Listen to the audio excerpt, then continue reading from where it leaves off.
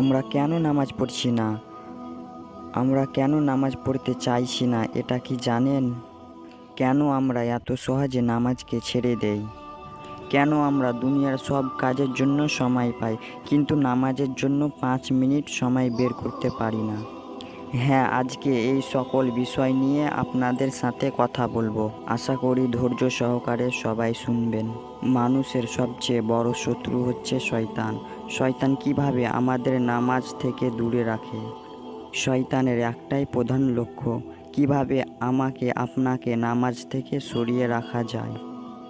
যদি সে দেখে আপনি নামাজ পড়তে চান, তখন সে কানে কানে বলে, আরও 5 মিনিট পরে পড়ো, সময় তো আছে। কিন্তু সেই 5 মিনিট কখনোই শেষ হয় না। তারপর আসে আরেকটা অজুহাত, আজকে তো অনেক ক্লান্ত, কাল থেকে নামাজ শুরু করো, কাজ আছে একটু পরে পড়ো। আগে কাজগুলো না করলে তোমার সমস্যা হবে, তোমার প্রবলেম হবে, তোমার চাকরির সময় চলে যাবে, তোমার পড়ার টাইম চলে যাচ্ছে, কালই তো তোমার পরীক্ষা। মন বসে না, খুশিও লাগে না, সব কিছু এলোমেলো করে দেই। এভাবে দিন যায়, মাস যায়, বছরও যায়, এক সময় দেখা যায় আমরা নামাজ পড়তেই ভুলেই গেছি। তাই আমি বলছি, দয়া করে শয়তানের ফাঁদে কখনোই পা দিবেন না।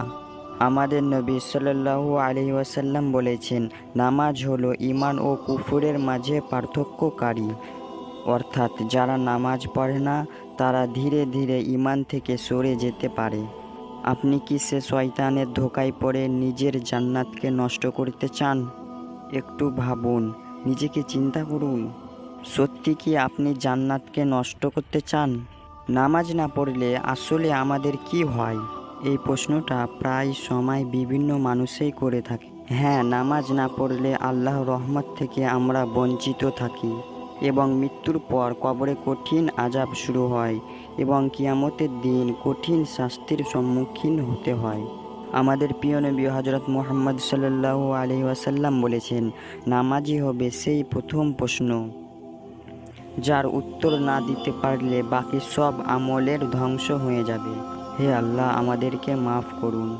অর্থাৎ যদি আমাদের নামাজ ঠিক না থাকে তাহলে রোজা, হজ, দান, সাদকা সব কিছুই হিসেবে আগে আমরা ব্যর্থ হয়ে যাব। তাহলে কি আমরা এখনও অলসতা করব? না, অলসতা করা উচিত নয়। কবরে আসলে কি হবে? আমরা তো এখনও মৃত্যুবরণ করিনি।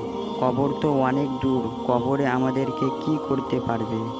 একদিন আপনি কবরে একা শুয়ে থাকবেন, চারপাশে অন্ধকার অনুভব করবেন। হঠাৎ এক গম্ভীর কণ্ঠস্বর ভেসে উঠবে, তোমার নামাজ কোথায়? আপনি কি বলবেন? আমি তো ব্যবসা নিয়ে ব্যস্ত ছিলাম, আমি তো দুনিয়াতে টাকা কামাচ্ছিলাম, আমি তো পড়াশোনায় ডুবেছিলাম, আমার তো নামাজ পড়ার সময় ছিল না।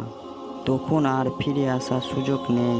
হে আল্লাহ, আমাকে একবার সুযোগ দিন, আমি এবার যে নিয়মিত নামাজ পড়ব। আমি সকল সুন্নাত ওয়াজিব সকল নামাজ সঠিকভাবে আদায় করব। কিন্তু তখন আল্লাহ বলবেন, তোমার সময় শেষ। আর যখন আপনি বেঁচে আছেন তখন কেন এই ভুল করছেন? আর যখন আমরা বেঁচে আছি তখন কেন এই ভুল আমরা করছি? আর যদি আমরা এক ওয়াক্ত নামাজ মিস করি তাহলে ভাবুন, যদি এক ওয়াক্ত নামাজে আমার শেষ সুযোগ হতো, যদি আজ রাতে আমার মৃত্যু হতো, আপনি কি নিশ্চিত যে আপনার সামনে এখনও অনেক বছর পড়ে আছে? না, মৃত্যু যে কোনো সময় আসতে পারেন। মৃত্যু যে কোনো মুহূর্তে এসে আমাদের প্রাণটাকে ধ্বংস করে দিতে পারেন। আমাদের রূহ আল্লাহর কাছে পৌঁছাবে, এটা কি পাক পবিত্র হয়ে পৌঁছাবে? একটু ভাবুন, তাহলে আমরা কেন এখনও নিজেকে ঠিক করছি না? ভেবে দেখেছেন নামাজের অভ্যাস আমরা কিভাবে গড়ে তুলতে পারি? হ্যাঁ, নামাজের অভ্যাস আবার গড়ে তোলার জন্য প্রয়োজন শৃঙ্খলা। আজ থেকেই নামাজ শুরু করুন, ফজর পড়ুন, তারপর ধীরে ধীরে 5 ওয়াক্তের অভ্যাস হয়ে যাবে। নামাজকে জীবন মৃত্যুর প্রশ্ন বানান। মনে করুন, যদি আজকেই আপনার মৃত্যু হয়, যদি আজ রাতটাই আপনার শেষ রাত হয়, আমি কবরে যেয়ে আল্লাহকে কি বলবো, কি জবাব দিব? এই প্রশ্নগুলো আপনার মধ্যে নিয়ে আসুন। শয়তানের ফাঁদে পা দিবেন না, অলসতা ছেড়ে ফেলুন, অজুহাত দেওয়া বন্ধ করুন, মৃত্যুর ভয় হৃদয়ে আনুন, প্রতিদিন ভাবুন, আমি আজ মারা গেলে আমি কি জান্নাতে যেতে পারবো? এই প্রশ্নের উত্তর খোঁজার চেষ্টা করুন। আল্লাহর ভালোবাসা অনুভব করুন। নামাজ শুধু দায়িত্ব নয়, এটাই মহান রব্বুল আলামিনের সাথে আমাদের দেখা করার সময়। এখনই সিদ্ধান্ত নেন, আপনি কি এখনও অজুহাত দিবেন, নাকি এখনই আল্লাহর দিকে ফিরে আসবেন? যদি আজকের কথাগুলো আপনার অন্তর কাঁদে তাহলে এখনই উজু করুন, 2 রাকাত নামাজ পড়ুন এবং আল্লাহর কাছে দোয়া করুন, হে আল্লাহ, আমাকে নামাজের মধ্যে রাখুন। এই পৃথিবীর কোনো কিছুই আপনার চিরসঙ্গী নয়, কিন্তু নামাজ আপনাকে জান্নাতের পথে নিয়ে যাবে। আজ থেকে নামাজ শুরু করুন, আল্লাহর রহমত আপনার জন্য অপেক্ষা করছে। আল্লাহ আমাদের সকলকে 5 ওয়াক্ত নামাজ আদায় করার তৌফিক দান করুন, আমিন। প্রিয় দর্শক, ভিডিওটা ভালো লাগলে অবশ্যই একটি লাইক দিবেন এবং এইরকম ভিডিও পাওয়ার জন্য আই অ্যাম মুসলিম এই চ্যানেলটিকে সাবস্ক্রাইব করবেন। আল্লাহ হাফেজ।